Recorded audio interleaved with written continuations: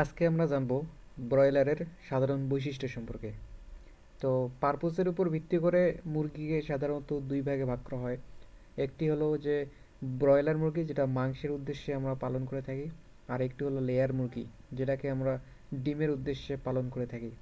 তো তার মধ্যে ব্রয়লার মুরগি, যেটাকে মাংসের উদ্দেশ্যে পালন করি, এই যে ব্রয়লার মুরগির যে বৈশিষ্ট্য আছে, কি কি বৈশিষ্ট্য আছে, এসব নিয়ে আজকে আমরা জানবো। তো ব্রয়লার মুরগির প্রথম বৈশিষ্ট্য হলো এটার দৈহিক বৃদ্ধির হার অধিক।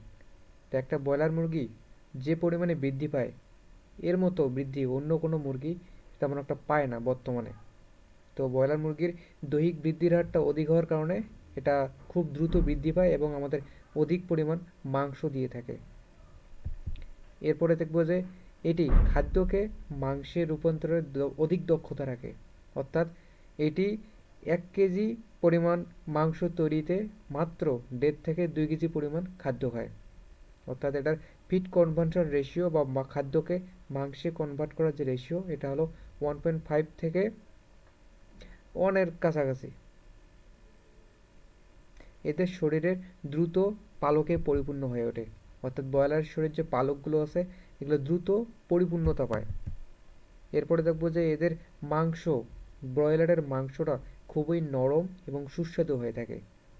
এজন্যই অনেকের প্রিয় মাংস হলো ব্রয়লার, যে এটার মাংসটা অনেক জুসি হয়, মাংসটা অনেক টেন্ডার হয়, খেতে অনেক সুস্বাদু। এই এরপর যে ব্রয়লারের যে চামড়াটা আছে, এই চামড়াটা হবে অনেক নরম এবং মোলায়েম।